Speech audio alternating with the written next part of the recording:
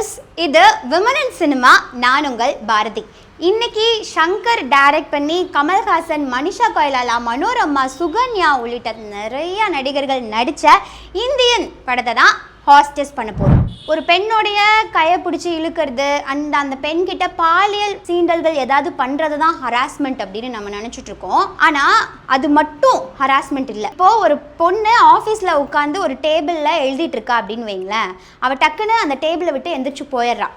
அப்போ ஒரு பையன் வந்து ஒரு லெட்டரில் எனக்கு உன்னை ரொம்ப பிடிச்சிருக்கு, நீ வந்து அழகாக இருக்க அப்படிங்கிற மாதிரி ஒரு லெட்டர் எழுதி அங்கே வச்சிட்றான். ஓகேவா? மறுபடியும் அந்த பொண்ணு வந்து அந்த லெட்டரை படிக்கும்போது அந்த பெண்ணுக்கு அவன் செய்யக்கூடிய செயல்களில் விருப்பம் இல்லை. அந்த லெட்டர் அந்த பெண்ணை டிஸ்டர்ப் பண்ணுச்சு, அந்த அப்ரோச்சே அந்த பெண்ணை டிஸ்டர்ப் பண்ணுச்சு அப்படின்னா கூட அது ஹராஸ்மெண்ட் தான். அந்த மாதிரியான ஹராஸ்மெண்ட் சீன்ஸ் ஏதாவது இந்த படத்தில் இருக்கா அப்படின்னு பார்த்தீங்கன்னா இல்லை. ஸோ ஹராஸ்மெண்ட்டுக்கு நம்ம தரக்கூடிய பாயிண்ட் 1. அடுத்ததா அப்ஜெக்டிஃபிகேஷன். இதை பற்றி பேசணும் அப்படின்னா, இப்போது ஒரு பெண் இருக்கா அப்படின்னு வைங்களேன். அந்த பெண் வந்து ரொம்ப அழகாக சிரிக்கிறா அப்படின்னு ஒரு பையன் வந்து அந்த பொண்ணுக்கிட்ட சொல்கிறா. சொன்ன உடனே அந்த பொண்ணு வந்து ஒரு மாதிரி முறைக்க ஆரம்பிச்சிருது. அந்த பெண்ணுக்கு அது பிடிக்கல. உடனே அந்த பையன் அந்த பெண்கிட்ட சொல்கிறான், இங்கே பாரு, என்னோடைய விஷுவலுக்காக தான் நீங்கள் நின்றுட்டுருக்க. ஸோ நீ சிரிக்கலைன்னா எனக்கு ஒரு மாதிரி சேட் ஆயிரும், அதனால நீ சிரி, அப்போனா தான் எனக்கு ஜாலியாக இருக்கும் அப்படிங்கிற மாதிரி அந்த பையன் சொல்கிறான்னா அது அந்த இடத்துல அப்ஜெக்டிஃபிகேஷன். ஏன் அப்படின்னா, அவனை குஷிப்படுத்துறதுக்காக, அவன் என்ஜாய் பண்ணுறதுக்காக ஒரு பெண்ணை அந்த இடத்துல அவன் கண்ட்ரோல் பண்ணுறான், ஒரு பெண்ணை அந்த இடத்துல வந்து அவன் யூஸ் பண்ணிக்கிறான். ஸோ இது அப்ஜெக்டிஃபிகேஷன். இந்த மாதிரியான அப்ஜெக்டிஃபிகேஷன் இந்த படத்தில் இருக்கான்னு பார்த்தீங்கன்னா நிறைய அப்ஜெக்டிஃபிகேஷன் சீன்ஸ் இருக்குது. அதுலேயும் முக்கியமாக அக்கடான நாங்கள் ஓட போட்டா அப்படிங்கிற ஒரு பாடலில் அப்ஜெக்டிஃபை நிறைய பண்ணியிருக்காங்க பெண்களை. ஸோ அப்ஜெக்டிஃபிகேஷனுக்கு நம்ம தரக்கூடிய பாயிண்ட் 0. படத்தில் முக்கிய கதாபாத்திரங்கள் 4 முக்கிய கதாபாத்திரங்கள். சுகன்யா கதாபாத்திரம், அடுத்ததாக மனிஷா கொய்ராலா, அண்டு பணக்கார வீட்டு பெண்ணா ஒரு பெண் வருவா, அடுத்ததாக மனோரமா கதாபாத்திரம். இவங்க 3 பேருமே ஓரளவுக்கு வெல் செட்டில்டு ஃபேமிலியிலேருந்து வரக்கூடியவங்க. அதனால் இவங்கள ஒரு நிறத்தில் பிளேஸ் பண்ணியிருக்காங்க. மனோரமா கதாபாத்திரம் ஒரு மாதிரி லோ கிளாஸ்லேருந்து வரக்கூடியவங்க, அவங்கள ஒரு நிறத்தில் பிளேஸ் பண்ணியிருக்காங்க. ஸோ இந்த நிறம் உயர்ந்தது, இந்த நிறம் தாழ்ந்தது அப்படிங்கிற ஏற்றத்தாழ்வு இந்த படத்துலையும் இருக்கிறதுனால ரேசிசம்க்கு நம்ம தரக்கூடிய பாயிண்ட் 0.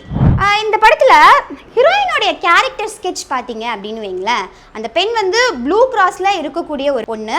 ஸோ அதனால் அங்கே இருக்கிற பறவைகளுக்கோ இல்லை அங்கே இருக்கிற விலங்குகளுக்கோ ஏதாவது ஒன்று ரொம்பவே துடிச்சு போகிற ஒரு கேரக்டர் ஸ்கெட்ச். நம்ம ஊரில் இருக்கிற மனுஷங்க பண்ணுற ஒரு மிகப்பெரிய தவறு என்னன்னா, எந்த ஒரு உயிரினம் படைக்கப்படும் போதே அதுக்கான தேவையை அதுவே பூர்த்தி செஞ்சுக்கிற மாதிரி தான் இந்த உலகத்தில் வந்து படைக்கப்பட்டிருக்கும். நம்ம என்ன பண்ணுறோம்னா, டக்குன்னு போய் அந்த உயிரினத்தை பார்த்து, ஐயோ கிளியா, இது கூடு கட்ட ரொம்ப கஷ்டப்படுது, ஐயோ ஒட்டகமா, இது இந்த பாலைவனத்துலேருந்து ரொம்ப கஷ்டப்படுது அப்படின்னு சொல்லிட்டு நம்ம அதை ரெஸ்கியூ பண்ணுறோம் அப்படிங்கிற பேரில் ஒரு கூண்டுக்குள்ளே கொண்டு போய் அதை அடைச்சு, நான் உனக்கு 3 வேளையும் சோறு தரேன், நீ ஜாலியாரு, அப்போ தான் நீ சந்தோஷமாக இருப்ப அப்படிங்கிற மாதிரி நம்மளே நினச்சிட்டு அதோடைய சுதந்திரத்தை மொத்தமாக நம்ம வந்து பறிச்சிடுறோம் அதுக்கிட்ட இருந்து.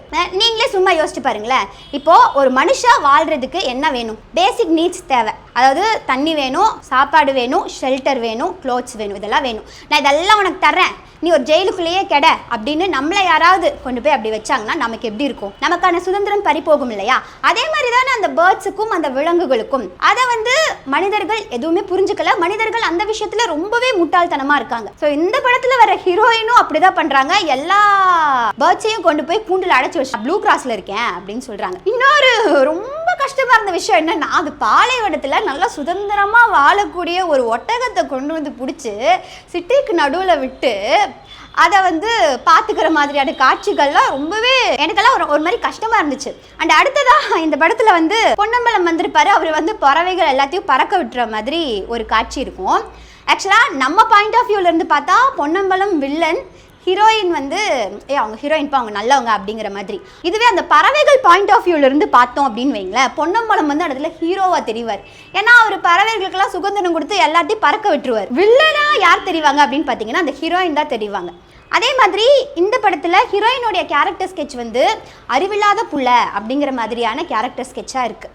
பெண்கள் அப்படின்னாலே அறிவில்லாதவங்க அப்படிங்கிற ஒரு ஸ்டீரியோடிபிக்கல் மைண்ட் செட் எல்லாருக்குமே இருக்குது. இந்த படத்தில் ஹீரோயினோட கேரக்டர் ஸ்கெட்சும் அப்படி தான் இருக்குது. இந்த ஃப்ளாஷ்பேக் சீனில் சுகன்யா அவர்களுடைய ட்ரெஸ்ஸை எல்லாத்தையும் அந்த வெள்ளைக்காரங்க உருவிட்டு அவங்கள வந்து எதுவுமே இல்லாமல் நிற்க வச்சுருவாங்க. அப்போது சுகன்யா சொல்லக்கூடிய ஒரு டயலாக் என்னன்னா, இதை விட ரொம்ப பெரிய அவமானம் ஒரு கன்னி பெண்ணுக்கு இல்லை அப்படிங்கிற மாதிரி அவங்க சொல்லுவாங்க. உடனே கமல்ஹாசன் சார் அங்கே வந்து நான் உன்னை கல்யாணம் பண்ணிக்கிறேன், அதெல்லாம் ஒன்றும் பிரச்சனை இல்லை அப்படின்பார். திரும்பவும் மானம் கற்பு இது எல்லாத்தையும் ஒரு பெண் தலையில் கொண்டு போய் வைக்கிற மாதிரியான ஸ்டீரியோடிபிக்கல் மைண்ட் செட். கமல்ஹாசனும் சுகன்யாவும் ஒரு சீனில் பேசிப்பாங்க. என்ன பேசிப்பாங்கன்னா, நான் இப்படியெல்லாம் நாட்டை போய் காப்பாற்றுறேனே உனக்கு இதுவா இல்லையா அப்படிங்கிற மாதிரி கமல்ஹாசன் கேட்கும்போது சுகன்யா சொல்லக்கூடிய ஒரு டயலாக் என்னன்னா, நீங்கள் எப்படி போகிறீங்களோ அதே தான் என் வழி அப்படின்னு சொல்லுவாங்க. உனக்கு பயமா இல்லையா அப்படின்னு கேட்கும்போது அதான் நீங்க இருக்கீங்களே அப்படின்னு சுகன்யாவோட ஒரு டயலாக். ஒரு பெண் எல்லா இடத்துலையும் அவங்களுடைய ஹஸ்பண்டை டிபெண்ட் பண்ணியே தான் இருக்கணும். ரொம்ப கொடுமையான விஷயம் என்னன்னா, அவங்க ஹஸ்பண்டோடைய ட்ரீம்ஸ் என்ன, அவங்க ஹஸ்பண்டோடைய கோல்ஸ் என்ன அப்படிங்கிறத பார்த்துட்டு அதுதான் என்னுடைய கோல், அதுதான் என்னுடைய ட்ரீம்ஸா ஒரு பெண் வந்து மாத்திக்கணும். இந்த மாதிரியான ஒரு ஸ்டீரியோடிபிக்கல் மைண்ட் செட் காலங்காலமா இருக்கு. இதையே இந்த படத்துலையும் வச்சிருக்காங்க. இந்த படமும் ஸ்டீரியோடிபிக்கல் மைண்ட் செட் சீன்ஸ் நிறைய இந்த படத்தில் இருக்கிறதுனால ஸ்டீரியோ டைப்ஸுக்கு நம்ம தரக்கூடிய பாயிண்ட் 0. பேஸ் பற்றி பேசணும்னா, ஏற்கனவே சொன்ன மாதிரி 4 முக்கிய பெண் கதாபாத்திரங்கள். மனிஷா கொய்ராலாவுக்கு அந்த பணக்கார பெண்ணுக்கு வந்து ஹீரோக்கான ஒரு ஜோடியாக மட்டுமே தான் இருக்காங்க. ஆனால் சுகன்யாவுக்கு இந்த படத்தில் ஸ்பேஸ் அதிகமாகவே இருக்குது, இம்பார்ட்டன்ஸும் அதிகமாகவே இருக்குது. ஸ்பேஸுக்கு நம்ம தரக்கூடிய பாயிண்ட் 1. ஓவரால் இந்தியன் மூவிக்கான ரேட்டிங் 5க்கு 2 பாயிண்ட்ஸ். ஒரு சமூக பார்வை உரையாடலாகுது, உரையாடல் நடைமுறையாக மாறுது, நடைமுறை பழக்கமாகுது, அந்த பழக்கம் வழக்கமாகுது, அந்த வழக்கம் தாங்க கலாச்சாரமாக உருவெடுக்குது. ஸோ சினிமாவில் நடக்கக்கூடிய இந்த மாற்றம் நிஜ வாழ்க்கையிலையும் மாற்றத்தை ஏற்படுத்தும். அந்த மாற்றத்துக்கு நீங்கள் எல்லாரும் சப்போர்ட் பண்ணுவீங்க அப்படிங்கிற நம்பிக்கையில் உங்களிடமிருந்து விடைபெறும் நான் பாரதி.